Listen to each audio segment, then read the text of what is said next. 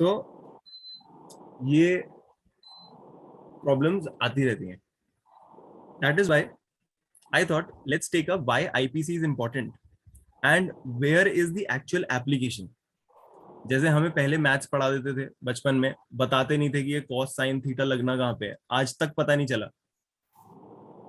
ऐसे ही आईपीसी भी हमें बताया नहीं कि लगेगा कहाँ पे, इसलिए हमारा उसमें इंटरेस्ट ही नहीं बना. हमें सीआरपीसी तो देख के पता चल जाता है कि कोर्ट पहुंचेंगे, कैसे एफआईआर आएगी, कैसे इन्वेस्टिगेशन होगी, चार्जेस फ्रेम होंगे, प्रोसिक्यूशन होगा, डिफेंस होगा, जजमेंट आएगी. ये सब कुछ देख के हम रिलेट कर पाते हैं और हमें लगता है कि सीआरपीसी इंपॉर्टेंट है. बट आईपीसी इंपॉर्टेंट क्यों है हमें कोई बताता नहीं है, बिल्कुल मैथ्स की तरह. तो what will take up today is why IPC is important, उसकी एप्लीकेशन एक्चुअली है कहाँ पे. एप्लीकेशन को समझने के लिए थोड़ा सा प्रोसीजर भी देखेंगे. Maybe will spill into थोड़ा बहुत सीआरपीसी ऑल्सो, ताकि समझ आ जाए बस एक बार एस्पेक्ट्स और हमारे दिमाग में बने रहें आगे जाके. एंड उसके बाद हम कुछ इंपॉर्टेंट टर्म्स पे आएंगे जो हमें पता होनी चाहिए, अगर उसका टाइम बचा तो उस पे भी हम आएंगे. ठीक है, सो स्टार्टिंग ऑफ नाउ. तो what we are trying to decipher is कि एक पूरे केस के अंदर कहाँ कहाँ पे और कौन कौन सी स्टेजेस में आईपीसी का यूज होता है और कौन उसे यूज करता है, जिससे हमें पता चलेगा कि आईपीसी की इंपॉर्टेंस कितनी है. तो पहली जो स्टेज होती है, which has to start from occurrence of a crime. कोई क्राइम होगा, कोई ऑफेंस होगा, वहीं से क्रिमिनल प्रोसीजर शुरू होता है, उससे पहले क्रिमिनल प्रोसीजर शुरू नहीं हो सकता. सो अगर हम आईपीसी और सीआरपीसी की भाषा में देखें तो द वर्ड इज ऑफेंस. कहीं पे भी क्राइम यूज नहीं होता, क्राइम को डिफाइन भी नहीं किया गया है. एक मिनट राघव जी, एक चीज, you are going very well, doing, बहुत बढ़िया कवर कर रहे हो. ये बताओ, यही चीज आप जब सबके लिए करोगे, चलाओगे, रिपीट होगा ये? नहीं सर, रिपीट नहीं होगा. व्हाट वील डू इज कि इसको will put in the portal, you can watch the lecture और उसके बाद हम आगे की करने शुरू करेंगे. माय आइडिया इज कि ये थोड़े से ऐसे सब्जेक्ट, ऐसे टॉपिक्स हैं जो हर किसी को एक्साइटिंग नहीं लगते, थोड़े बोरिंग लगते हैं कि ये तो शुरुआत शुरुआत की चीजें हैं. तो मैंने कहा इसको आप रिकॉर्डिंग में देख लो.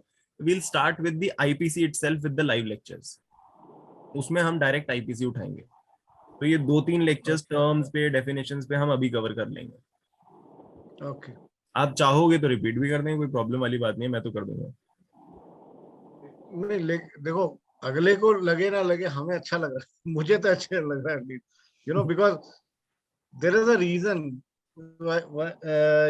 if you see ki everybody is facing the problem with IPC, that means there is something wrong in the teaching system, that people are not teaching them, and you have got hold of this thing, practical aspects aap bata rahe ho, so that is why I am saying it's very very good. हाँ, नहीं, हम चलो अगर cover करना हुआ तो recorded इसको डाल फिर देना से भी कर लेंगे. है. कवर करना हुआ तो हम इसको फिर से भी कर देंगे हाँ, नहीं तो लाइव में रिकॉर्डेड भी तो ना. डाल ही देना. हाँ जी, हाँ जी, बिल्कुल ठीक है. ठीक है, सो आई कंटिन्यू. ठीक है. सो जो टर्म सीआरपीसी और आईपीसी में यूज हो रही है, that is offence, not crime. Offence 40 of IPC में भी डिफाइंड है और 2N ऑफ सीआरपीसी में भी डिफाइंड है. तो I hope CrPC, IPC, evidence तीनों बुक्स आपके पास पढ़ी हैं अभी. ठीक है. तो 2N और 40 आईपीसी मेनली यही बात कहते हैं कि कोई भी ऐसा एक्ट या ओमिशन जो स्टैच्यूट में लिखा है कि नहीं करना है आपको, which is prohibited by law, the main word is prohibited by law, वो एक्ट को हम ऑफेंस कहेंगे. कब ऑफेंस कहेंगे? जब क्राइम के सारे एलिमेंट्स उस ऑफेंस में पूरे हो जाएंगे. क्राइम के एलिमेंट्स हम बाद में पढ़ेंगे. आपका मेंस रिया होना चाहिए, एक्टस रियस होना चाहिए, ह्यूमन बीइंग होना चाहिए और एक इंजरी होनी चाहिए, तब जाके एक ऑफेंस बनेगा. और वो जब इंग्रेडिएंट्स पूरे करेगा एक सेक्शन के आईपीसी में, तो आपको जो भी वहां पे यथाउचित जो भी सजा लिखी होगी वो आपको मिल जाएगी. राइट. तो सबसे पहले एक ऑफेंस होता है. अब सपोज करें कि एक आदमी है, ये एक घर में रहता है और यहाँ पे इसके पड़ोसी रहते हैं. इन लोगों की लड़ाई होती रहती है, नोकझोंक होती रहती है कुछ ना कुछ. अब एक दिन इन लोगों के बीच में लड़ाई होती है तो ये सारे के सारे उठ के आते हैं और उसको डंडे से पीट देते हैं. ऑफेंस हो गया, कॉज ऑफ एक्शन बन गया. ये जाता है पुलिस वालों के पास और सबसे पहले क्या करेगा, रिपोर्ट करेगा, वहां जाके अपनी तहरीर लिखेगा, लिखित एफआईआर। तो वहां पे जब ये एफआईआर लिखेगा तो पुलिस का काम होगा, I just go very very fast through the procedure, क्योंकि यहाँ पे प्रोसीजर की हमें इतनी जरूरत नहीं है, आईपीसी है, but just for an idea. तो ये सबसे पहले जाके रिपोर्ट करेगा, अपनी लिखित में एफआईआर देगा। जब ये लिखित एफआईआर, ऐसा भी हो सकता है कि घर से लिख के चले जाएं, हो सकता है वहां अपने वकील से लिखवा के चले जाएं, हो सकता है वहां जाके लिखें, हो सकता है पुलिस वाले को बोलें कि मैं बोल रहा हूँ आप लिखो, और हो सकता है ओरली बोल दें और बाद में पुलिस वाला उसको अपने आप नोट कर ले, किसी भी तरीके से हो सकती है। तो सबसे पहले रिपोर्टिंग होगी, जिसको हम प्यार से एफआईआर कहते हैं। एफआईआर हो जाने के बाद सबसे पहले पुलिस क्या करती है, इसको अपनी जीडी में चढ़ा देती है, जनरल डायरी में। क्योंकि ये डायरेक्शन है सीआरपीसी की कि कोई भी आपके पास कंप्लेंट लेके आता है कॉग्निजेबल ऑफेंस की, तो आपको fourth with, the word is fourth with, आपको उसको रिड्यूस करना है राइटिंग में और एक जनरल डायरी में डाल देना है। ये सेक्शन 154 में लिखा हुआ है। तो सबसे पहले जीडी में पुलिस उसको डाल देती है और एक स्टैंडर्ड एफआईआर फॉर्मेट में, कंप्यूटर फॉर्मेट में पूरी की पूरी इंफॉर्मेशन चढ़ा देती है। उसके बाद ये चालान काटना भी कहते हैं इसको, जब चालान कट जाती है, चेक, जीडी, बहुत सारी चीजें बोलते हैं, अलग अलग टर्म्स होती हैं उसके लिए। और अनट्रेस्ड या कैंसिल होना, दो अलग प्रोबेबिलिटीज हैं कि अगर बिल्कुल ही बेकार केस है, फुद्दू सा केस है, तो अनट्रेस्ड या नहीं इसमें कुछ आगे बढ़ सकते, कैंसिल हो जाती है, वो भी चीजें हो सकती है, मेनली चालान ही होता है। उसके बाद हमारा इन्वेस्टिगेशन प्रोसेस शुरू हो जाता है। 154 में रजिस्ट्रेशन करी, 154 में कॉपीज वगैरह दे दी अक्यूज को अगर चाहिए। उसके बाद 155 में एनसीआर के बारे में पता चलता है। 156 में आपको कॉग्निजेबल ऑफेंस में किस तरह से रिपोर्ट करना है वो पता चलता है।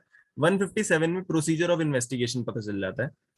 और यहाँ से इन्वेस्टिगेशन मेनली शुरू हो जाती है, यहाँ से पावर्स मिलनी शुरू हो जाती हैं पुलिस वालों को कि आप किसी को सम्मन भी कर सकते हो। 159 में प्रिलिमिनरी इंक्वायरी भी कर सकते हो, 160 में सम्मन भी कर सकते हो अगर विटनेसेस को सम्मन करना है, 160 में सम्मन करते हो विटनेस को, और 41A में अक्यूज्ड जो लोग हैं उन लोगों को 41 का सम्मन नोटिस बोलते हैं, 41 का नोटिस वो भेजते हो तो उस बंदे को आना पड़ता है आपके पास, वो पावर दी जाती है। फिर उसके बाद 162, 163 कहते हैं कि कोई अनड्यू इन्फ्लुएंस नहीं होना चाहिए, साइन करने को नहीं बोलोगे 161 को। 164 में आपके पास मैजिस्ट्रेट वाली स्टेटमेंट्स हो जाती हैं। तो ये बेसिकली इन्वेस्टिगेशन प्रोसेस होता है। और फिर 167, 173 ये सब हम जानते हैं। चार्जशीट 173 में हमारी कोर्ट के पास पहुंच जाती है। बेसिकली ये पहली स्टेज होती है। एक, सॉरी राघव जी, आई हाँ एम जी सर, जस्ट स्टॉपिंग, एक्चुअली हाथ दिखा रखता शायद आपका ध्यान नहीं है। हाँ ये जी, मैंने इस पे होमवर्क किया था पीछे, जब मैं वहाँ पोस्टेड था 2 साल पहले का स्टेशन कुछ था, उसमें मैंने सुप्रीम कोर्ट का डिसीजन कोट किया था। तो चलान, और it was mention colloquially, it is referred in some places challan और chargesheet, but it was never mentioned about जो पुलिस की एफआईआर का। ये आप चेक कर लें चालान हाँ, उस पे मैं उस पे आता हूँ, मैं उस पे आता हूँ अभी। ये अलग अलग जगहों पे हाँ, यूज होता है। जब एक चेक कटती है ना तो उसको चालान काटना कहते हैं।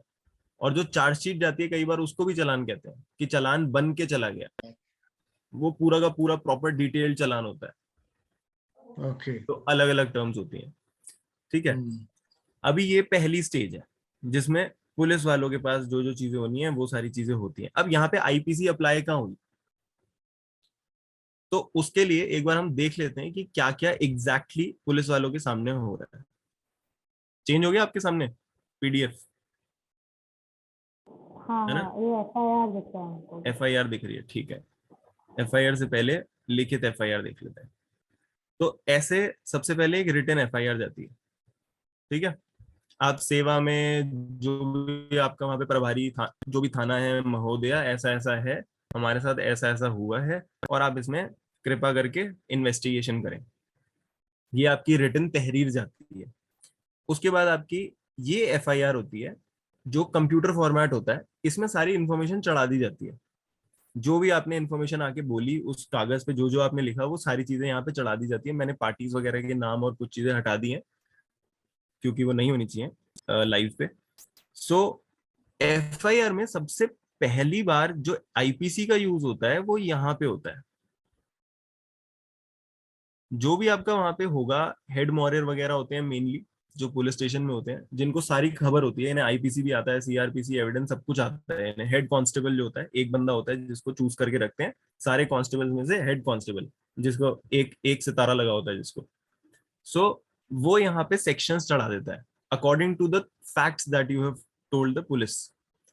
यहाँ पे वो बता देगा कि ये 147 की धारा में आता है, 452 में आता है, 323 में आता है मामला, राइट।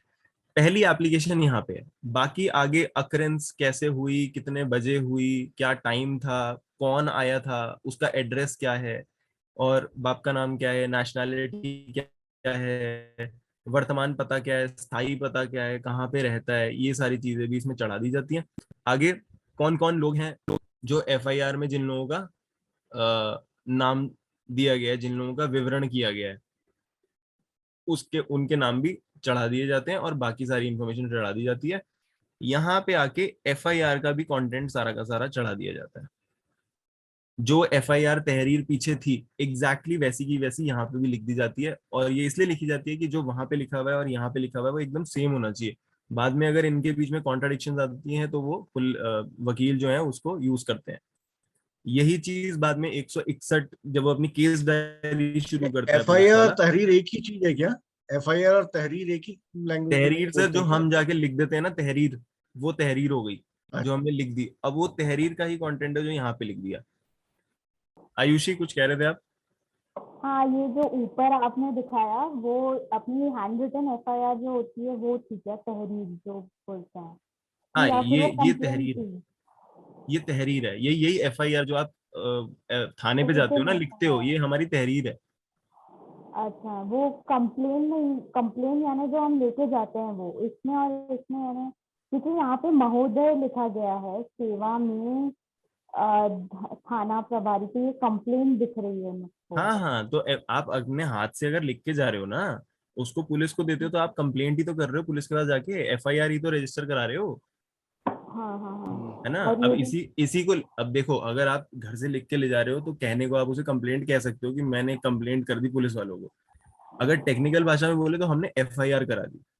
और अगर इसको आप उससे कंफ्यूज कर रहे हो 191C वाली कंप्लेंट से, जो 200 में जिसका संज्ञान लिया जाता है, तो वो और टेक्निकली नहीं, उसे कंप्लेंट कहा जाता है।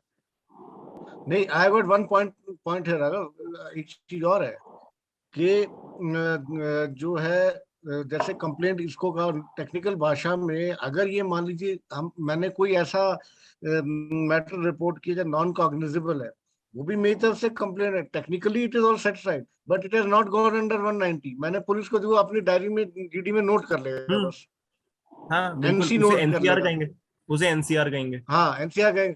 अब एक चीज यहाँ आप थोड़ा सा बताना चाहें तो बता देना उसमें कि एनसीआर की कई बार होता है वो अपना एनसीआर रजिस्टर करके, कई बार है I think he might be sending it to magistrate के ऊपर direction, may not be sending it also, क्योंकि एफआईआर में तो इन्वेस्टिगेशन शुरू हो जाएगा।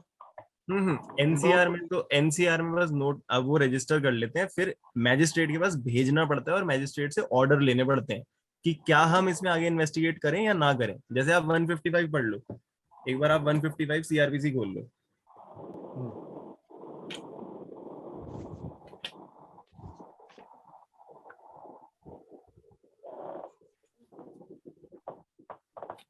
155 सीआरपीसी कह रहा है, information as to non cognizable cases and investigation of such cases, when information is given to an officer in charge of the police station of the commission within the limits of such station of a non-cognizable offense, उसके आगे he shall enter or cause to be enter the substance of information to be kept in a book to be kept by such officer in such form as the state government may prescribe in this behalf and refer the informant to the magistrate। उसको बोलेगा magistrate के पास जाओ, है ना।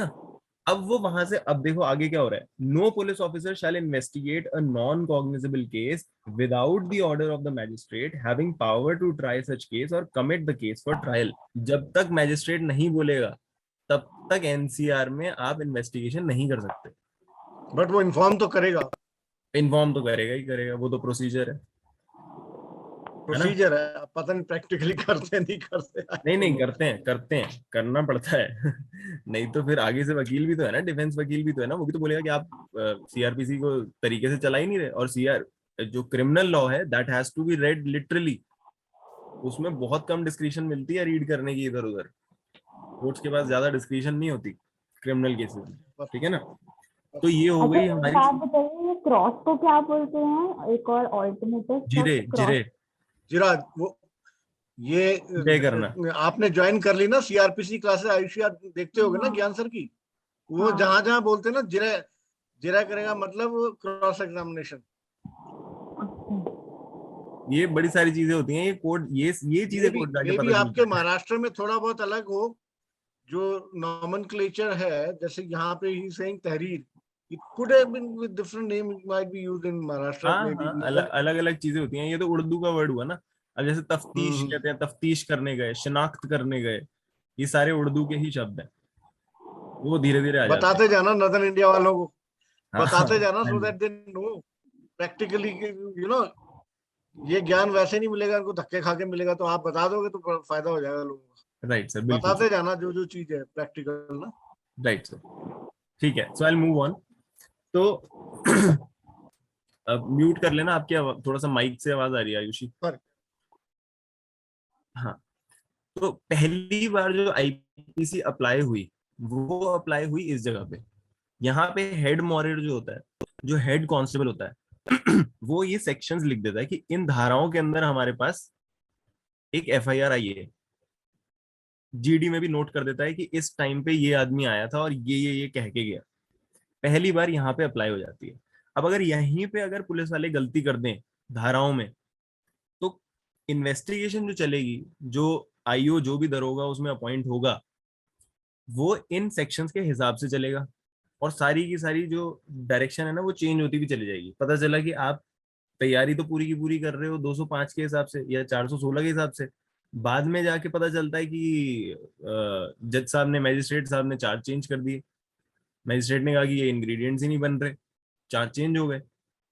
तो बहुत important है यहाँ पे भी पुलिस वालों को भी आईपीसी पता होना कि कौन कौन से इंग्रेडिएंट्स हैं जिनसे सो and so section, so and सो अपराध बनता है, और वो ही सेक्शंस यहाँ पे लगाए जाएं, सो दैट उनके हिसाब से इन्वेस्टिगेशन चले।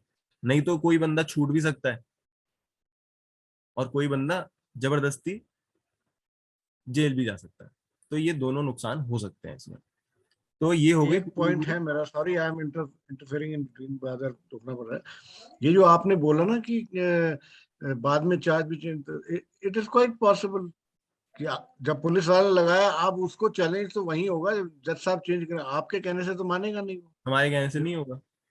ठीक है, तो इनिशियली तो आपको उसी हिसाब से चार्ज अपने तैयार करना पड़ेगा, अगर डिफेंस लेना है जो कुछ है वो तो बाद में कर। हमें तो सर डिफेंस का टाइम ही नहीं मिलेगा ना, तब तो हमारे पास कोई डिफेंस का टाइम नहीं है। अभी नहीं तो नहीं, जो अभी जो एफआईआर चल रही है उसके ऊपर जो भी सेक्शंस लगे हुए हैं, उनको यूज किसने करना है? वो तो आईओ ने करना है 161 और बाकी अपनी स्टेटमेंट्स कराने के लिए, है ना। वो शायद, हमें तो मेरे ख्याल से 207 की स्टेज पे पता लगेगा। हाँ, हमारे पास तो पहली बार 207 में जब 207 की कंप्लायंस होगी, तो हमारे पास सारे हम्म। के सारे कॉपीज, एफआईआर, चार्जशीट वगैरह सारी चीजें आएंगी। उसके बाद 211 की स्टेज जब आएगी, तब जाके तो हमें पता चलेगा कि जी हमारे खिलाफ चार्जेस एक्चुअली बने क्या हैं, जो कोर्ट ने बनाए हैं। उन चार्जेस के हिसाब से सारा का सारा हमें केस चलाना पड़ेगा, है ना। हम एक्चुअली चार्जेस फ्रेम करते टाइम भी जजेस अपने मन से चार्ज, मतलब अगर उनको कोई लगता है कि कोई और सेक्शन बन रहा है तो वो भी ऐड कर सकते हैं। कर एंड इवन सकते हैं। पीटीसी बोल सकता है एडिशन ऑफ चार्जेस के लिए। चार्जेस जब फ्रेम हो रहे होंगे उस टाइम पे मैजिस्ट्रेट देखेगा कि इसके अंदर जो वैसे तो नॉर्मली क्या होता है कि वो नहीं देखते, मैकेनिकल मैनर में जो भी पुलिस वालों ने लगाया होता है उसमें बस लिख देते हैं कि ये चार्ज बनी है, ये चार्जशीट आई है, और इन उपरोक्त चार्जेस के बिना पर हम लोग आगे बढ़ाते हैं ट्रायल के लिए।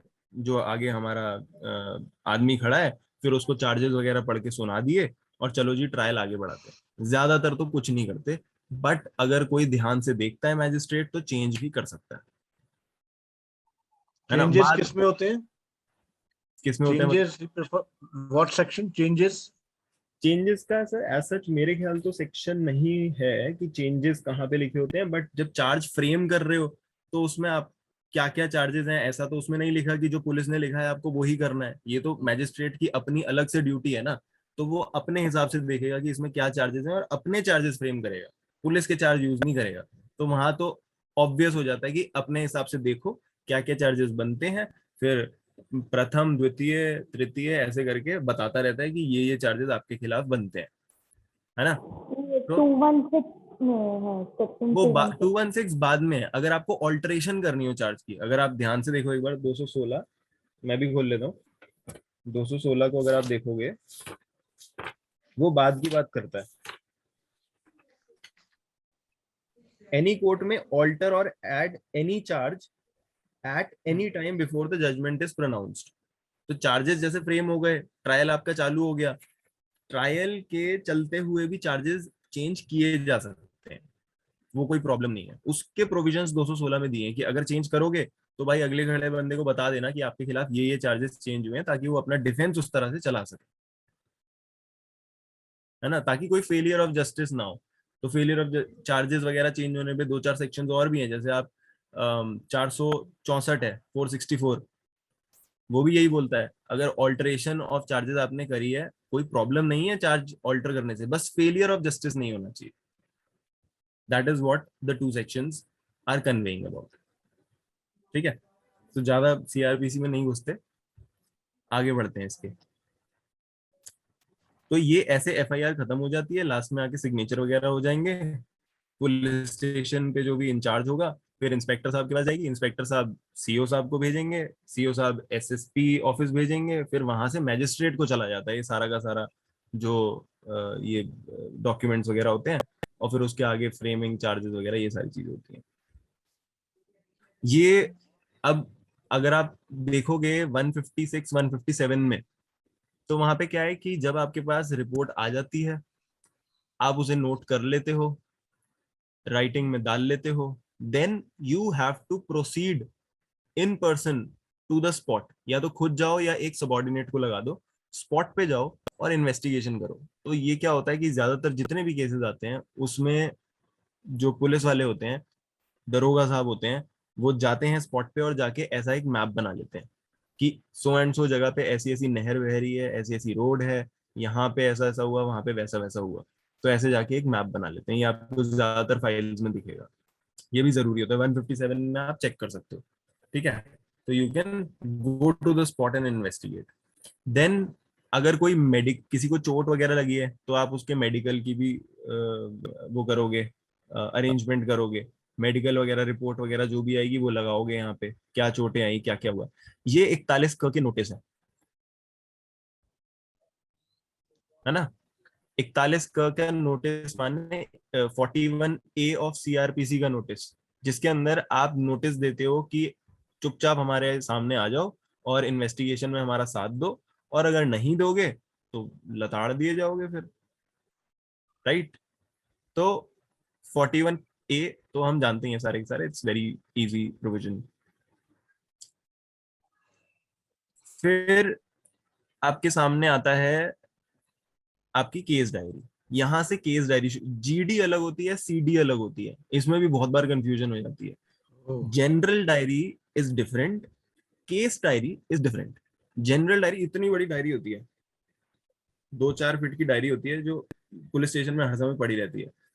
उसके अंदर कौन आ रहा है कौन जा रहा है, किस चीज की इन्वेस्टिगेशन के लिए जा रहा है, कितने बजे आया, कैसे गया, कैसे आया वापस, ये सारी चीजें लिखी जाती हैं। जनरल डायरी है, वो पुलिस वालों की पूरी हर चीज नोट करती रहती है, ताकि करप्शन मतलब ट्रांसपेरेंसी होनी चाहिए, पूरी पूरी पता होना चाहिए पुलिस स्टेशन में किस टाइम पे क्या हो रहा है। वो जीडी होती है, जनरल डायरी, जनरल स्टफ। और केस डायरी क्या होती है, हर एक केस जो एक आईओ को मिलता है, एक दरोगा को मिलता है, एफआईआर वगैरह हो जाने के बाद जो थाना इंचार्ज होता है वो केसेस को बांट देता है कि तुम ये 4-5-6 केसेस तुम डील करोगे, ये 4-5-6 केसेस में तुम लोग जाओगे, इसमें 4-5-6 केस में तुम जाओगे। तो जो आईओ होता है एक टाइम पे, अगर हम जैसे देहरादून जैसी जगह पे देखें तो एक एक टाइम पे 6-7-8 केसेस एक साथ चल रहे होते हैं, तो उनकी हर एक की एक एक केस डायरी बना के रखते हैं। ये सीडी होती है, देखो ये लिखा है ना, CD, CD1 case diary day 1। तो पहले दिन पे मैं बाहर निकला और मैंने सारी, यहाँ पे लिखा होगा कहीं ना कहीं कि मैंने नकलें ले ली, ये रहा नकल, मैंने नकल ले ली इस चीज की, उस चीज की नकल, मुझे एफआईआर की नकल मिल गई, मेडिकल एग्जामिनेशन की नकल मिल गई। फिर उसके बाद मैं आगे बढ़ा, फिर यहाँ पे सबसे पहले ये एफआईआर को नोट कर लेते हैं पूरा का पूरा, कि एफआईआर जो पहले आई हमने कांट सी, वो कहाँ लिखा है नकल मिल गई, थोड़ा आप बताओ, इशारा ये पॉइंट सर करके। ये लिखा है यहाँ पे ना, इनकी राइटिंग काफी बेहतरीन है, तो थोड़ा सा ढूंढना पड़ता है, मिल जाता है। अच्छा, ये ये, रोजनामचा को ही बोलते हैं क्या, केसदारी? हाँ रोजनाम नहीं, रोजनामचा आपकी जीडी होती है, रोजनामचे में क्या चल रहा है, ओ नहीं सॉरी सॉरी, हाँ रोजनामचा यही है कि रोज की चीज जो सीडी में लिखते हैं, केस डायरी जो चल रही होती है वही रोजनामचा होता है। ये रोज रोज वो नहीं क्या नहीं, काम तो कर रहे हैं वो आपने इसमें बोला डालते जनरल जाते हैं। डायरी में होता है जो हर चीज, जनरल डायरी वो में तो हर पुलिस चीज स्टेशन की लिखी होती है, वो पुलिस है। स्टेशन की जनरल डायरी होती है, वो पुलिस स्टेशन की चीजें उस नोट करती है। वो रोजनामचा नहीं है, रोजनामचा ये है कि मैंने रोज इस इन्वेस्टिगेशन में क्या क्या किया, ये रोजनामचा है। ठीक है।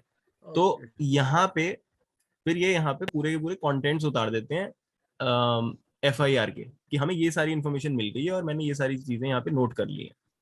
फिर सारी चीजें नोट करते हैं इसके अंदर। आज मैं पीडब्ल्यू, सबसे पहले प्रोसिक्यूशन विटनेसेस को बुलाएंगे, पीडब्ल्यू 1 के ये बयान लिए, पीडब्ल्यू 2 ने ये बोला, पीडब्ल्यू 3 ने ये बोला, ऐसा ऐसा हुआ। फिर उसके बाद आ जाएंगे कि DW 1, उस दिन का केस डायरी बंद कर देंगे, लिख देंगे कि आगे की इन्वेस्टिगेशन जारी है। फिर डालेंगे CD 2, अब नेक्स्ट पार्ट शुरू हो गया। अब हमने DW 1, डिफेंस विटनेस 1 को हमने गए और हमने सबसे पहले उसकी 161 की स्टेटमेंट्स ली, फिर हमने DW 2 करा, 3 करा, 4 करा, जितने लोग लिखे सबका सब कुछ लिख देंगे, और लास्ट में जाके अपना निष्कर्ष लिखेंगे कि साहब हमने पीडब्ल्यूज भी देख लिए, DWs भी देख लिए, जितने भी उसमें था वो सेक्शंस लगाए गए हैं, उन धाराओं के अंतर्गत इनका एकदम फिट बैठता है अपराध और इनको सजा दी जाए, ये लिख देते हैं, और वहां पे आपकी CD क्लोज हो जाती है।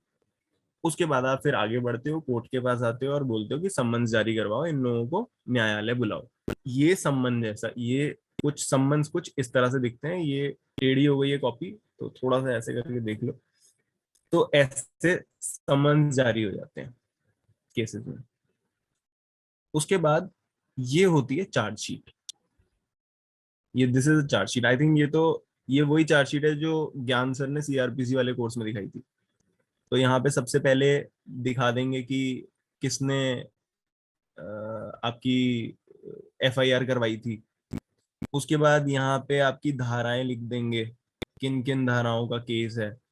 फिर उसके बाद यहाँ पे सारे कौन कौन विटनेसेस वगैरह इसमें हमारे, सॉरी अभियुक्त कौन कौन थे, कौन कौन से अक्यूज थे, हमने उनकी क्या क्या स्टेटमेंट्स ली, वो सारी चीजें लिख देंगे। यहाँ पे सारी डिटेल्स आ जाएंगी, किस तारीख पे क्या क्या हुआ। और फिर यहाँ पे अपना निष्कर्ष लिख देंगे कि हमने जो सारी इन्वेस्टिगेशन करी उसमें हमें क्या मिला। बहुत लंबा चौड़ा काम है पुलिस वालों का भी, बहुत काम करना पड़ता है ये इन्हें भी। फर्स्ट फर्स्ट राउंडल क्या डिपेक्ट कर रहा है, दिखा बताना जरा, सबसे ऊपर जो आपने दिखाया ये फर्स्ट राउंडल। सर किस, ये ये ना, ना ना, और हाँ हाँ, ये क्या है? ये है किस कंप्लेन। कौन आया था वादी, नहीं नहीं, मैं समझा नहीं, कौन ये क्या है? कंप्लेंट करने कौन आया था। अच्छा। हाँ, फिर किस कौन कौन थाने पे आया था, कौन से थाने पे आया था, और अपना ये मुझे हटा देना चाहिए था कि उसका क्या नंबर वगैरह और पता वगैरह था, वो सारी चीजें लिख देते ठीक है, हैं। ठीक है ना, कोई नहीं। ये हो जाता है। फिर उसके बाद आप पहुंच जाते हो कोर्ट। ठीक है, और कोर्ट में आके कोर्ट अपना यहाँ से ऑर्डर शीट चालू कर देती है कि आज ये आरोप पत्र थाने से प्राप्त हुआ, हमें थाने से ये प्राप्त हो गया है, और प्रथम प्रथम दृष्टया माने प्राइमा फेसी हमें पर्याप्त आधार दिखाई देते हैं कि इनके खिलाफ ये मुकदमा चलाया जाए।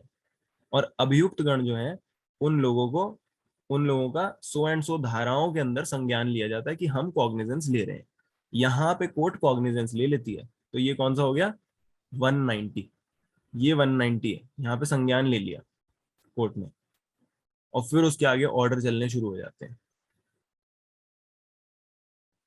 फिर ये आता है चार्ज, जो मैंने बताया सेक्शन 211 से चालू है, ये होता है चार्ज। तो ये तो अभी हमारी अगली स्टेज आ गई। अभी मेन बात जो थी कि आईपीसी अप्लाई कहाँ कहाँ पे हो गई। सबसे पहले हमने आईपीसी जब एफआईआर बनाई थी उसमें अप्लाई कर दी थी, ठीक है। उसके बाद जो 161 और ये 161 की जितनी स्टेटमेंट्स वगैरह आईयू ने अपने सीडी में लिखी, कहाँ गई ये, इसके अंदर जितनी भी स्टेटमेंट्स वगैरह लिखी, वहां पे भी वो ध्यान रखेगा कि आईपीसी की कौन सी धाराओं में हम चल रहे हैं, कोशिश करेंगे कि सारे इंग्रेडिएंट्स उसमें पूरे किए जाएं। दूसरी जगह हो गई, ठीक है। और तीसरा, जब आपने चार्जशीट पूरी की पूरी लास्ट में बनाई तो फिर से देखा जाएगा कि किन धाराओं के अंदर ये चार्जशीट जमा हुई है, राइट। तो तीन जगहें हो गई। जब हम एज अ लॉयर, जब हमारे पास पहली बार कोई क्लाइंट आएगा तो हम ये तीन चीजों को चेक करेंगे बहुत ध्यान से कि कौन कौन सी धाराएं लगी हैं, किस किस तरह से केस चला है, क्या क्या इंग्रेडिएंट्स बने, और इन इंग्रेडिएंट्स को तोड़ना ही हमारा काम है। जहां ये टूटे वहां केस निकल गया। That is why IPC is important. We have to know कि 452 के क्या इंग्रेडिएंट्स हैं, उनको कैसे तोड़ना है, 323 के क्या इंग्रेडिएंट्स हैं, उन्हें कैसे तोड़ना है, 147 के क्या इंग्रेडिएंट्स हैं, उन्हें कैसे तोड़ना है। जो आईपीसी का प्रोविजन मांगता है कि 5 लोग होने चाहिए, उसके अंदर अगर सिर्फ 4 ही लोग आए हैं तो वो प्रोविजन टूट गया ना वहीं पे। अगर किडनैपिंग कहता है कि आपने किसी बच्चे को किडनैप किया है, वहां पे इंटेंशन की जरूरत नहीं है, और डिफेंस लॉयर इंटेंशन पे ही लड़ता रह जाए, तो टूट गया केस वहीं पे। और जो मैंने आपको 306 और 506 बताया, 306 अबेटमेंट टू सुसाइड है और 506 इंटिमिडेशन है। आपने सिर्फ इंटिमिडेशन करी तो कोई एक अपराध बनता है, उसकी प्रॉक्सिमिटी में कोई मर जाता है तो दूसरा अपराध माने अबेटमेंट टू सुसाइड बनता है। दोनों में से किसी में भी इंग्रेडिएंट्स ऊपर नीचे हुए तो केस छूट भी सकता है और केस बन भी सकता है, दोनों तरफ से। और ये जो तीन मैंने एग्जांपल लिए, ये सारे कोर्ट के मैं एनेक्डोट्स के साथ आपको बताऊंगा अभी कि कहाँ कहाँ पे ऐसे डांट पड़ती है कई बार पुलिस वालों को कि तुमने इंग्रेडिएंट्स पूरे नहीं किए। अभी very recently I was in ये कामनी लाऊ मैम है 30 हजारी कोर्ट में, उनकी कोर्ट में था मैं। बहुत डांटा उन्होंने पुलिस वालों को पकड़ पकड़ के कि जब तुम यहाँ पे डकैती लगा रहे हो, किसी को तुम 10-15 साल के लिए लाइफ इम्प्रिजनमेंट करवाना चाहते हो, तो उसके इंग्रेडिएंट्स तो पूरे करो, उनके साथ खेल क्यों रहे हो। आप बोलते हो कि इनके ऊपर डकैती लगती है और कहते हो कि वहां पे 5 से 6 लोग थे, उनमें से सिर्फ पकड़ के लाए हो 2, और बता पा नहीं रहे कि भाई बाकी 3 या बाकी 4 लोग कैसे थे, क्या उनके रोल थे, कैसे दिखते थे, तो कहाँ से डिकॉइट बना रहे हो। तो वहां पे भी IPC is the plays the pivotal role. IPC पता होनी चाहिए। अगर तुम्हें आईपीसी पता है तो तुम ध्यान रखोगे कि वहां पे हम 5 लोग दिखाएं, और नहीं दिखते तो हम दूसरी धारा लगाएं ताकि कम से कम जज से झाड़ तो ना पड़े। तो ये तो चलो पुलिस वालों का है, हमारे लिए तो आगे की स्टेजेस ज्यादा काम की है। तो ये हो गया स्टेज 1 ऑफ अ केस। फिर आती है स्टेज 2, जहां पे हम कॉग्निजेंस ले लेते हैं। अभी मैंने आपको दिखाया सेक्शन 190 में आपकी कॉग्निजेंस ले ली, संज्ञान प्राप्त कर लिया, पर्याप्त आधार दिखाई दिए, तो लोगों को बुलाने के लिए कोर्ट ने बोल दिया, यहाँ पे कॉग्निजेंस ली जाती है। कोर्ट पहली बार application of mind charges frame करते हुए ही करती है। और एप्लीकेशन ऑफ माइंड किस चीज पे करती है?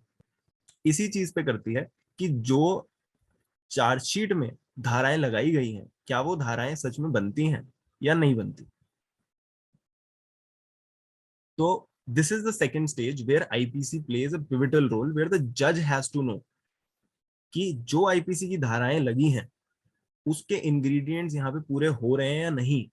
इंग्रेडिएंट्स तो चलो बाद में ट्रायल का मैटर है कि पूरे पूरे पूरे होंगे या नहीं होंगे, बट प्राइमा फेसी भी क्या वो दिख रहे हैं या नहीं, that is where IPC has to be applied, and the जज has to know how IPC is being applied here और कैसे इंग्रेडिएंट्स पूरे हो रहे हैं, है ना। तो नहीं तो फिर बड़ी कोर्ट में जाएगा और वहां पे आपकी गलत रिपोर्ट आएगी। जब रिवीजन होगी तो रिविजनल कोर्ट कहेगी कि भाई अवर न्यायालय ने प्रॉपरली देखा नहीं, और अहर्ताएं जो इस धारा की हैं, अहर्ताएं माने क्वालिफिकेशंस, जो क्वालिफिकेशन हैं इन सो एंड सो सेक्शंस की वो पूरी नहीं होती, और फिर भी आपने अभियुक्त गण या अभियुक्त को इस धारा के अंडर पनिश किया है, विच इज रॉन्ग। तो आपका वहां पे अपील या रिवीजन जो भी होगा उसमें आपका खारिज परास्त कर दिया जाएगा। What do you call that? वो इंग्रेडिएंट्स को हिंदी में आप क्या बोल रहे थे? इंग्रेडिएंट्स को नहीं सर, क्वालिफिकेशंस को, अहर्ताएं। हारताएं? अहर्ताएं। अच्छा। अहर्ताएं, ऐसे। ठीक है। सो यहाँ पे सेकंड टाइम आईपीसी अप्लाई होती है, वेयर द जज हैज टू नो। फिर आती है थर्ड एंड फोर्थ स्टेज, जिससे हम बहुत अच्छे से वाकिफ हैं कि भाई प्रोसिक्यूशन और डिफेंस। प्रोसिक्यूशन को अपना पूरा केस बनाना है तो दिखाना पड़ेगा कि जी जो भी धाराएं हम लगाने की कोशिश कर रहे हैं उसके इंग्रेडिएंट्स पूरे होते हैं। For example, very recently around I think three 3 or 4 days, अभी 3-4 दिन पहले ही, I was in one of the courts in Dehradun, and the public prosecutor, अभी अभी केस आया ही था कोर्ट में, public prosecutor was trying to convince the NDPS court कि सर इसके अंदर इलीगल फाइनेंसिंग का केस बनता है। तो एनडीपीएस का केस था इलीगल फाइनेंसिंग, तो उसने धारा उसमें लगाई कि 27A, 20 और 27A, 20 और 27A पे, अभी अभी हमने एनडीपीएस पढ़ा है सर से, तो ये तो आपको याद होगा ही। 20 में आपका इंपोर्ट एक्सपोर्ट ये वो सारी चीजें आती हैं, ठीक है। उसके अंदर आई थिंक 2 प्रोविजंस में 10 साल की सजा है, और एक प्रोविजन में बाद में जब अगर आप कमर्शियल क्वांटिटी दिखा दो तो 20 साल की सजा बन जाती है। और 27A बात करता है इलीगल फाइनेंसिंग की, स्मगलिंग वगैरह ये सारी चीजों की बात करता है। तो जो केस बन के आया कोर्ट के सामने, उसमें तो सिर्फ इतना था कि 900 ग्राम्स ऑफ हशीश ये मिली थी, और ये जो बंदा पकड़ा गया था, he was I think only 25-26 years old, किसी से खरीदता हुआ पकड़ा गया था, और इसके घर से ये बरामद हो गई थी 900 ग्राम की हशीश। अब यहाँ पे 3 जगहों पे जज ने पीपी को डांटा। क्यों डांटा? Because he was not applying the right provisions and right ingredients. अब मैं आईपीसी से रिलेट करके बता रहा हूँ, आईपीसी भी सब्सटैंटिव क्राइम्स के बारे में बात करता है, जैसे एनडीपीएस भी सब्सटैंटिव क्राइम बताता है। ये 20 और 27 जो है एनडीपीएस का, ये सब्सटैंटिव क्राइम बताता है कि क्या क्राइम है और कैसे सजा मिलेगी। अगर आपको उसके इंग्रेडिएंट्स नहीं पता तो आप 4-5 जगहों पे अपनी बेइज्जती कराओगे और केस निकाल नहीं पाओगे। तो 3 जगहों पे, 2-3 जगहों पे कोर्ट ने पकड़ लिया कि उन्होंने बोला कि पहले तो ये बताओ कि जब ये आप 900 ग्राम हशीश बोल रहे हो तो कैसे कॉमर्शियल क्वांटिटी बनी? कॉमर्शियल क्वांटिटी 1 kg पे बनती है। I think it is the 27th entry in the schedule number 2 of NDPS, चरस एंड कैनबिस। तो उसमें एक नहीं, इट्स 23, 27 इज कोकेन। तो 23rd एंट्री कहती है कि कॉमर्शियल क्वांटिटी 1 kg पे बनेगी।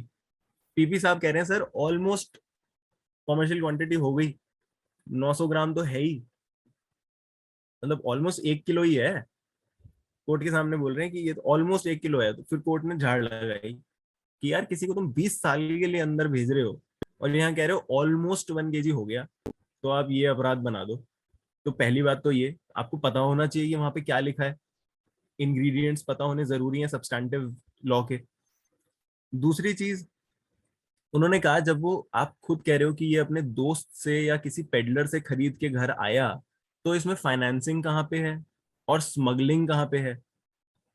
Again he was not thorough with the ingredients of the sections 20 and 27A। तो ट्राई उन्होंने बहुत किया कि मैं ऐसी स्मगलिंग दिखा दूं, इलीगल फाइनेंसिंग दिखा दूं, बट कोर्ट ने समझाया कि इलीगल फाइनेंसिंग तब होगी जब आप पैसे देते हो कि भाई तुम लोग ये सारा का सारा कारोबार करो और मैं इसमें से प्रॉफिट उठाता रहूंगा। आप पैसा लगाते हो कारोबार में, तब जाके आपकी इलीगल फाइनेंसिंग बनती है, नहीं तो नहीं बनती। और दूसरा, स्मगलिंग तब होगी जब आप किसी प्रोहिबिटेड चैनल को यूज करते हो, जो लीगल चैनल्स हैं उनको बाईपास करते हो, तब स्मगलिंग बनेगी। तो इन 3 चीजों पे पकड़ा, एंड उसके बाद ये धाराएं काटी गई और उसको फिर आपकी नॉर्मल क्वांटिटी में लगाया गया। So again prosecution will be the third stage where the prosecution PP APO PP sir मिल गया ना आपको सेक्शन 2728? मेरे को 27 मिल गया, लेकिन 27 तो उससे related, punishment for contravention relation to cannabis plant and cannabis, हाँ 27A है ना। लेकिन मेरे को वो बताओ, वो मेरे को नहीं मिला। ये बेयर एक्ट में यूनिवर्सल वाला है, अगर आपके पास है तो वो कमर्शियल क्वांटिटी कहा दिया है? इट विल बी एजुकेशन, मैं कहीं ढूंढ नहीं पा सर रहा हूँ, ये पता नहीं क्या। शेड्यूल 2 में है, शेड्यूल 2 में होगा, शेड्यूल 2 में होगा। आपके पास कौन सा बेयर एक्ट को किसका कर रहे आई हो हैव क्या? Allahabad, I have Allahabad publication. मेरा ये लॉ एंड देखो, जस्टिस पब्लिक कंपनी है। ये दिख रहा है आपको कैनबिस? शेड्यूल 2 बोल रहे हो ना? आयुषी आपको मिल गया? मुझे मालूम है कहाँ लिखते हैं कमर्शियल क्वांटिटी वगैरह हाँ लास्ट में। आयुषी को तो सब मालूम है। अरे मेरे को नहीं थी। भाई ये हमेशा कंफ्यूजन होता है मेरा इसमें कि कहाँ है, क्योंकि सर की बुक अलग थी, मेरी अलग, तो फिर मैंने कहा चलो कोई नहीं। मैं सर पिक्चर खींच के भेज दूंगा आपको अभी, फिर दिखा दूंगा मैं, ठीक है? चलो ठीक। तो ये स्टेज हो गई प्रोसिक्यूशन। या प्रोसिक्यूशन को अगर सेक्शन नहीं पता होंगे तो नहीं लगा पाएगा। तो again one place where you need to know the substantive law, again the application of substantive law. Then comes defence. अब डिफेंस में भी जो मैंने आपको बताया कि अगर आप किडनैपिंग की बात कर रहे हो और उसमें आप इंटेंशन पे खेलते जा रहे हो जहां पे इंटेंशन की जरूरत ही नहीं है, तो आप फेल हो जाओगे फिर डिफेंस में। This is what happened in one of the cases, जिसमें बहुत देर तक ये बहस होती रही कि इंटेंशन के ऊपर, सर इनकी इंटेंशन नहीं थी उसको ऐसे ले जाने की, उसको किडनैप करने की इंटेंशन नहीं थी, वो तो अपने साथ लेके गया था। उसके बाद तो सारे इंग्रेडिएंट्स आपने पूरे कर दिए कि आप लॉफुल गार्जियन जो थे उनकी गार्जियनशिप से बाहर लेके जाते हो, बिना उनकी कंसेंट के लेके जाते हो, सारी चीजें कर दी। और उसके बाद आप इंटेंशन पे बात करते जा रहे हो जो आपसे क्वेश्चन पूछा ही नहीं कोर्ट ने और जिसकी जरूरत भी नहीं है। That means that you are not thorough with the ingredients of the provision, the offence. और आपको अगर प्रोविजंस नहीं पता तो आपका डिफेंस फेल हो जाएगा। तो again this is stage 4 of a legal proceeding where again IPC is super important and where it is applied। इसी तरह से जो मैं आपको 306 और 506 का आपको 2-3 बार मैंने बताया, what happened was that the person comes to the court and he is telling the court कि जी कहीं पे एक उत्तर प्रदेश के एक गांव में there was my property and I meant to sell it for so and so purposes। when I wanted to sell it, मेरा पड़ोसी आता है और बोलता है कि इसको तुम बेचोगे नहीं। क्यों नहीं बेचोगे? क्योंकि ये प्रॉपर्टी ही मेरी है। तो उसने बोला जी तुम्हारी प्रॉपर्टी तो नहीं है। तो उसने कहा कि थोड़ी गुंडागर्दी दिखाई और उसने बोला कि अगर बेचने की कोशिश करी तो तुम्हें मैं जेल पहुंचाऊंगा फ्रॉड के मामले में। अब जो भी उसकी मनोदशा रही हो या जैसा भी वो उसका दिमाग रहा हो, उसको इस बात से डर लग गया। वो अपने गांव से निकल के देहरादून आया। देहरादून में अपने घर वालों के साथ रह रहा था। उसने यहाँ पे फिर से उसकी कॉल आई और उसने बोला कि अपनी प्रॉपर्टी बेचना मत, नहीं तो मैं फ्रॉड में फंसा दूंगा। उसको और ज्यादा टेंशन हो गई। वो पुलिस वालों के पास जाता है, पुलिस वालों को बोलता है ऐसा ऐसा हुआ है। पुलिस वाले भी कहते हैं कि आपको सजा होगी फ्रॉड की। और फिर उसके बाद वो जाके सुसाइड कर लेता है।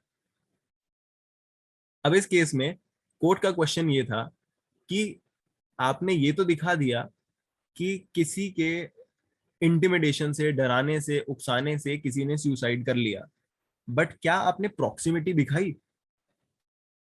क्या उनकी इंटिमिडेशन और इसके सुसाइड में प्रॉक्सिमिटी है?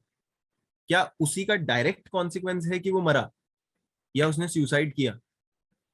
और अगर वो डायरेक्ट कॉन्सिक्वेंस नहीं है तो फिर तो ये 506 का ऑफेंस बनना चाहिए, विच इज ओनली इंटिमिडेशन।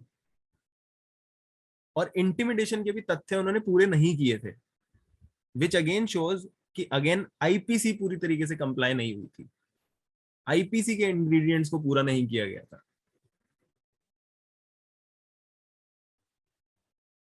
तो इसलिए उनकी जो भी अपना काम करने आए थे, कोर्ट ने रिजेक्ट कर दिया कि जी बनता ही नहीं है इसमें। उन्होंने कहा सर, दरोगा साहब उन्होंने कहा कि आपने वहां पे कंप्लेंट क्यों नहीं करी थी जिस गांव में आप थे? तो उन्होंने बोला कि वहां से तो हम भाग के देहरादून आ गए थे, उसके बाद हमने कंप्लेंट करी थी। और दरोगा साहब ने भी यही बोला कि आपको फ्रॉड का मुकदमा हो सकता है इसमें। उसके बाद उन्होंने सुसाइड किया। तो कोर्ट ने बोला तो दरोगा साहब के खिलाफ करो फिर 306 का मुकदमा, उसके खिलाफ क्यों कर रहे हो? तो यहाँ पे फिर से उनका फेल हो गया ये। So that again shows that ingredients of IPC, one should better know them if the person is moving any prosecution or defense. So this was stage 4 and ultimately, Raghav ji एक चीज बताइए, हाँ ये जी, कैनबिस को ही हम हर्षिस बोलते हैं क्या? नहीं? चरस एंड हशीश उसी के अंदर इंक्लूडेड होती है ना। ओके। हाँ हाँ, ये सर ने कुछ बताया था कि फ्लावरिंग प्लांट करने। हाँ हाँ, कुछ पॉप, पता नहीं, पॉपी सीड, बहुत सारी चीजें होती हैं, बड़ी सारी चीजें उसके अंदर। बट आई थिंक कैनबिस के अंदर चरस एंड हशीश आता है। At least that is what the entry 23 tells us. That is what I could decipher. तो उसी में आपकी 1 kg की क्वांटिटी है, 1 kg पूरा नहीं हो रहा था, इंग्रेडिएंट पूरे नहीं हुए, तो धकेल लिया बाहर, राइट। फिर आ जाती है आपकी स्टेज 5 विच इज जजमेंट। तो हम शुरू स्टेज 1 से हुए जहां पे आईपीसी अप्लाई हुई फ्रॉम एफआईआर इटसेल्फ, और हम खत्म भी आके जजमेंट पे होते हैं which again has to be in conformity with IPC. तो अगर कोर्ट को दिखाई देता है कि हाँ सारे इंग्रेडिएंट्स पूरे हो गए हैं, तो वो कह दे कि हाँ जी ये धारा लगी थी और इन धाराओं की ये सारी अहर्ताएं, जो भी क्वालिफिकेशंस हैं, जो भी इंग्रेडिएंट्स हैं, पूरी होती हैं, और इसको इस धारा के तहत इतनी इतनी सजा दी जाती है। और अगर वो पूरी नहीं हुई होंगी तो जजमेंट भी आईपीसी के हिसाब से ही आएगी, जजमेंट भी आईपीसी से बाहर नहीं हो सकती। So this is stage 5 where again IPC is applied and the judge has to be doing his job in conformity with IPC. इसी के अंदर एक और केस है जिसमें बहस ये हो रही थी अबाउट, मतलब this is not a case, live case, it's a case that I had read, जिसमें 302 और 316 में डिस्कशन चल रही थी कि इफ यू हैव अगर आपने किसी का मिस कैरेज करवा दिया है, तो आप उस जो पार्टी थी, प्रोसिक्यूशन पार्टी, वो उसको मर्डर में लाने की कोशिश कर रही थी। Where Supreme Court has clarified कि ये अलग से जब डील किया गया है 316 में मिस कैरेज का ऑफेंस, तो वहां पे आएगा। आप 302 में लाने की कोशिश कैसे कर रहे हो उसको? Again you have to be very thorough with the ingredients that you have to play with. तो अगर आपको नहीं पता कि 302 किससे बनता है और 316 और 315 किससे बनता है, तो आप फिर गलती कर जाओगे और फिर आपका केस पे झाड़ू पड़ जाएगी। तो another example, then there is another example जिसमें this is a case of Kandarpa Thakuria versus Assam. इसमें क्या हुआ कि there is a person who had kidnapped a lady and he had taken her to some place, concealed place, और वहां पे वो उसको पहले तो मारता है, उसके बाद उसको घसीट के बाहर लेके आता है जो दिखाई देता है चोटों से, फिर उसके बाद उसको डिसरोब करता है, और डिसरोब करने के बाद when he is just close to her, वो पकड़ा जाता है। यहाँ पे कंटेंशन ये आती है कि क्या इस केस में इसने अटेम्प्ट कर दिया, अटेम्प्ट हो गया, और इट इज जस्ट प्रेपरेशन। और अगर ये सिर्फ अटेम्प्ट है तो कितनी सजा, और प्रेपरेशन है तो कितनी सजा? इसमें दोनों पार्टियां, दी प्रोसिक्यूशन वाज फाइटिंग कि this is an attempt, and defence was fighting कि अभी तक तो हमने सिर्फ प्रेपरेशन करी थी और प्रेपरेशन की सजा है नहीं। प्रेपरेशन की सजा बहुत गिने चुने ऑफेंसेस में होती है, जैसे आपका सेडिशन हो गया, जहाँ पे सजा होती है, आप गवर्नमेंट के खिलाफ कुछ कर रहे हो, उसमें होती है। प्रेपरेशन फॉर डेप्रिडेशन, उसमें होती है प्रेपरेशन की सजा। बट यहाँ पे तो प्रेपरेशन की सजा नहीं होती। तो डिफेंस वाज फाइटिंग कि जी ये सिर्फ प्रेपरेशन है, एंड प्रोसिक्यूशन वाज फाइटिंग कि ये अटेम्प्ट हो गया। जिसमें अल्टीमेटली डिसीजन ये आया कि it is an attempt, because जिस स्टेज तक वो पहुंच चुका था वहां से वो वापस नहीं जाने वाला था. He was obviously going to rape the girl, and so attempt was what he was punished for. Again, here, what we see is that the lawyer who was thorough with the ingredients of attempt and preparation of the offense of rape was the one who could succeed in prosecution, and the defense could not. So, stage 5 again leads us to IPC and tells us कि IPC कितना जरूरी है, right? I guess यहाँ तक clear है. ये case का नाम क्या बोला, साइटेशन क्या बोला आपने? This is Kandarpa Thakuria versus Assam. Okay. तो आई गेस इतनी देर तक बात करने के बाद इतना तो आई होप आई हैव सब्सटैंशिएटेड कि आईपीसी जरूरी है, बहुत जरूरी है. And the one has to know what is there in IPC. It's not just sections and छोटे मोटे just numbers and chote mote sections. It is much more than that, and almost everything in a legal proceeding, in a legal prosecution, depends on what is written in IPC. Procedure अलग से एक बहुत बड़ी चीज है, बहुत important चीज है. प्रोसीजर के बाद जो कोर्ट प्रोसीजर्स हैं वो अलग से बहुत बड़ी चीज है, उसमें अलग परेशानियां आती हैं. But IPC forms the base of everything. It is from where things will start. After that comes the procedure. After that comes the court procedures. After that comes the Indian Evidence Act, and ultimately आके रुकेगा भी वो IPC के ऊपर ही, right? अभी ऐसा है जैसा आपने बताया. अब आई डोंट नो मतलब कितना, बिकॉज जनरल मैंने सुना है no senior have got that much of time. वो बोल देते हैं कि आप पढ़ लो, but the way you have taught na, it's a education for lot many people जो नया who are going to learn the thing कि ये कोई सिखाता नहीं है, तो वो सिखाने वाला मिल जाए तो बहुत बढ़िया बात है. नहीं, आई एम होपफुल कि बच्चों को बस मतलब वो दिखे उसमें वैल्यू एडिशन होती हुई. अभी तो I am not even campaigned it. LCI के बाहर इसे कैंपेन किया ही नहीं है हमने बिल्कुल भी, because what we wanted is कि पहले हम इसको पायलट कर लेते हैं, then we'll do the recordings later अगर ये it goes well. तो बस उसी पे I hope it goes well. हाँ आयुषी, आप कुछ कह रहे थे. ये जो अपना ट्रायल के समय होता है उसमें अपन चार्जशीट एंड बाकी 161 स्टेटमेंट्स रेफर कर सकते हैं, ये कहना ना, जैसे सर ने कंफर्मेशन में आ गई. कौन सी स्टेज में? After the chargesheet is filed. हाँ, जब चार्जशीट फाइल हो जाती है तो उसका मतलब क्या हुआ कि ट्रायल चालू हो गया. सबसे पहले क्या, हाँ ट्रायल हैज बिगन. सबसे पहली चीज क्या होगी, सारे लोगों को बुलाया जाएगा, जितने भी अभियुक्त, जितने भी अक्यूज्ड हैं उनको सबसे पहले कोर्ट बुलाती है और उनकी शक्लें देख लेती है एक बार कि भाई कौन कौन है, क्या क्या है, ठीक है. और उसके बाद जाके चार्ज फ्रेमिंग होती है, उन सबको सब कुछ सुना दिया जाता है, और उसके बाद फिर आपका प्रॉपर प्रोसिक्यूशन आता है, फिर डिफेंस आता है. एक बार आपके चार्जेस फ्रेम हो जाते हैं उसके बाद हाँ आप मेरिट्स पे बात कर सकते हो. उससे पहले मेरिट्स पे कोई बातचीत नहीं होती. तो ऐसे सिचुएशन में फाइलिंग ऑफ द चार्जशीट यानी the beginning of the trial can be considered as a change in circumstance. इसमें कोई चीज उभर के आई है. हाँ हो सकता है शायद, मतलब I am not very sure. ये प्रोसीजर की चीज है, मतलब I will not say that. नहीं तो मैं CRPC पढ़ा लेता ना. मतलब CRPC मैं ये नहीं कहूंगा पक्का पक्का कि ऐसा हो सकता है, बट हाँ आई थिंक कई बार डिस्कस करते करते क्वेरीज निकलती है ना. हाँ तो हाँ आप बता लेना ना अपने फादर को. हाँ हाँ मैं ये पूछ के बता दूंगा.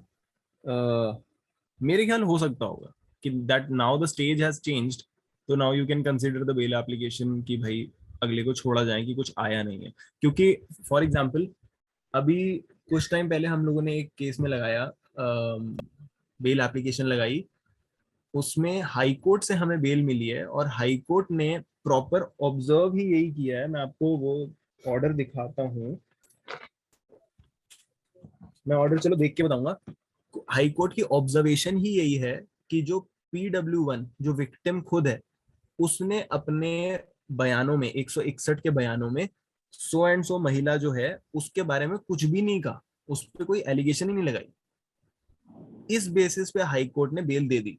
सो विच आई थिंक मींस कि अगर 161 में कुछ आया ही नहीं आपके खिलाफ तो दैट बिकम्स अ ग्राउंड कि भाई अब 161 आ गई है और 161 में हमारे खिलाफ कुछ नहीं आया है तो हमें बेल ग्रांट कर दो। तो हाई कोर्ट ने बेल ग्रांट कर दी, नैनीताल हाई कोर्ट ओके। ने।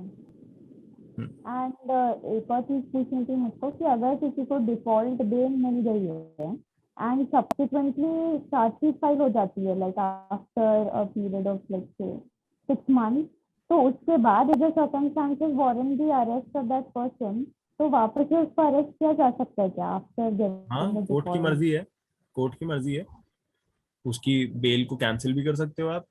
439 आपको यही तो बताता है कि अगर बाद में कोर्ट को ऐसा लगता है कि अगला बंदा जिसको बाहर छोड़ दिया गया है 167 में उसकी बेल कैंसिल करने की जरूरत है तो कोर्ट के पास पूरी पूरी पावर है कि वो कैंसिल कर सकती है।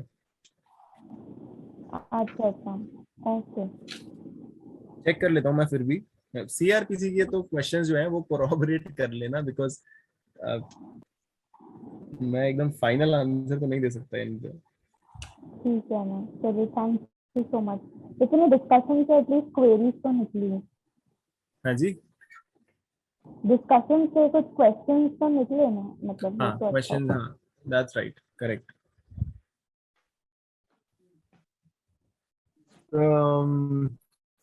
439 says the High Court or Court of Session may direct that any person accused of any offence and in custody be released on bail. That is, the offence of the nature specified in 3 may be imposed. That any condition imposed on magistrate releasing be set aside, provided that they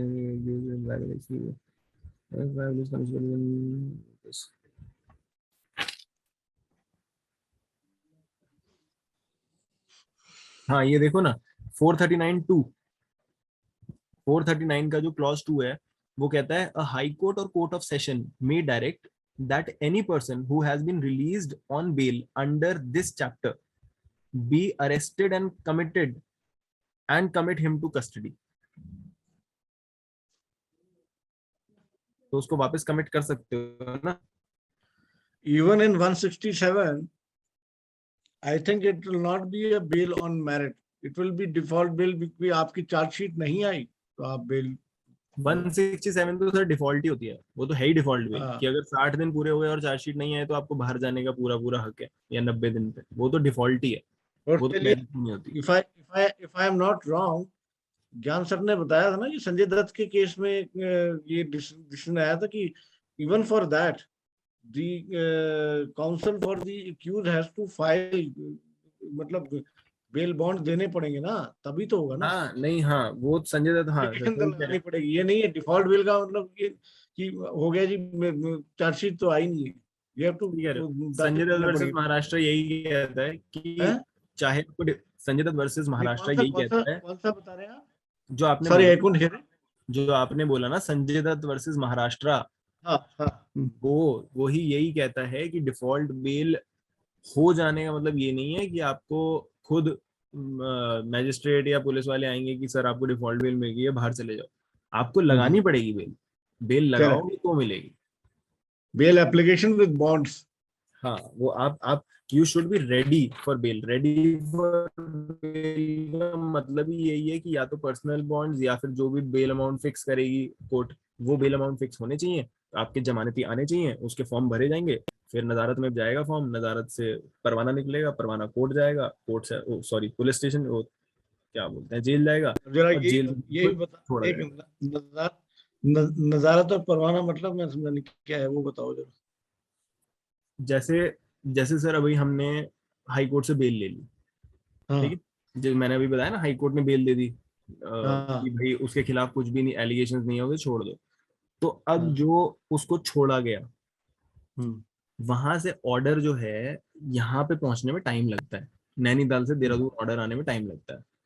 तो हम क्या अच्छा। करते हैं कि हम यहाँ से उस एक एप्लीकेशन लगाते हैं लोअर कोर्ट को कि हाई कोर्ट हाँ order so and so date पे सो एंड सो केस में कर दिया है, और ये उसकी एक व्हाट्सएप कॉपी है जिसपे हमने ट्रू सर्टिफाइड कॉपी लिख दिया है और साथ में अपना एफिडेविट भी लगा दिया है कि भाई हाँ हमारे हाँ। पास सर्टिफाइड कॉपियां नहीं है, आप ये कॉपी ले लो और हाँ। बंदे को रिलीज करो, उसके बेल अमाउंट फिक्सेशन करो। अब क्या होता है कि जो बेल अमाउंट फिक्सेशन होनी है ना, माने हाँ बेल हाँ। आपको मिलेगी मिलेगी बेल, मगर बेल कितने रुपए के जमानतियों पे मिलेगी ये तो कोर्ट ही बताएगी, है ना। हाई कोर्ट तो बताती नहीं, हाई कोर्ट तो बेल लेके नीचे भेज देती है लोअर कोर्ट को और बोलती है कि लो जी अब बेल आगे का काम तुम कर लो। अब आगे का काम क्या है, उसको बताना कि आपको कितने रुपए के जमानती लेके आने हैं। अब वो कोर्ट ने बोल दिया कि जी 50,000 के 2 जमानती ले आओ। अब जब भी अमाउंट 30,000 से ऊपर का होता है, 30,000 से ऊपर का अगर अमाउंट होता है, तो आपको जमानतियों की वेरिफिकेशन करवानी पड़ती है। मान कि पुलिस वालों को भेजा जाएगा और इन जो लोग जमानती बनेंगे कि भाई जो शक्लें तुमने लगाई हैं पेपर्स में वही हैं जमानती, किसी और के जमानती बन के तो नहीं बैठे, कहीं ये पैसे लेके जमानती में तो नहीं बने, कहीं जो इन्होंने अपने स्कूटी या जमीन के कागज या कोई और कागज लगाए हैं वो सच्चे कागज हैं या नहीं है, ओरिजिनल इनके पास है या नहीं है, कहीं ये चीजें गिरवी पड़ी पड़ी ना हो। तो ये वेरिफिकेशन होती है। तो अब क्या होता है, जैसे मैं मैजिस्ट्रेट की कोर्ट में गया, मैंने बोला कि मैडम इसके ऊपर बेल अमाउंट फिक्स कर दो, बेल का ऑर्डर आ चुका है। मैडम उस पर बेल अमाउंट फिक्स करती है 50,000 रुपए और कहती हैं लो जी ऑफिस में जाके दे दो। मैं कोर्ट से बाहर निकलता हूँ, कोर्ट के ऑफिस में जाता हूँ और वहां जाके बोलता हूँ कि मैम इसके ऊपर बेल अमाउंट फिक्सेशन कर दो, बेल अमाउंट फिक्सेशन हो चुकी है, इसको वेरिफिकेशन के लिए भेज दो। तो अब यहाँ से दो चिट्ठियां निकलेंगी। दो चिट्ठियां किन किन को निकलेंगी, पहली चिट्ठी पुलिस वालों को कि जाओ और इनके घर जाके देखो कि ये वही बंदे हैं जो जमानती बन के आए हैं पेपर्स पे, वो चेक करेंगे। एक चिट्ठी चली जाएगी आरटीओ वालों को, जो इन्होंने अपनी स्कूटी लगाई है, अपनी बाइक लगाई है, गाड़ी लगाई है कि इन्हीं की गाड़ी है, उस पे कोई लोन वोन तो नहीं चल रहा है या कोई और झेल तो नहीं है, वो सारी चीजें। तो अब ये जो जो ये चिट्ठी निकलेगी ना यहाँ से ऑफिस से, वो चिट्ठी जाती है एक ऑफिस में जिसको कहते हैं नजारत। इस ऑफिस का नाम नजारत है। ये नजारत ऑफिस चेक करता है, कोर्ट के अंदर ही होता है ये ऑफिस, ये चेक करता है और वो चिट्ठियां निकालता है पुलिस के लिए और आरटीओ के लिए वेरिफिकेशन के लिए। जब वहां से वेरिफिकेशन रिपोर्ट आ जाती है तो कोर्ट का एक परवाना बनता है।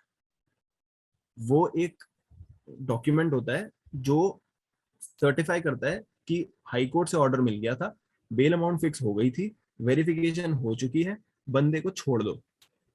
इस परवाने के बेसिस पे जो बंदा जेल में पड़ा हुआ है उसको छोड़ा जाता है।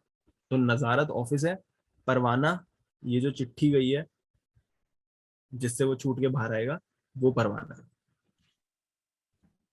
बहुत बढ़िया, फर्स्ट क्लास। ठीक है सर।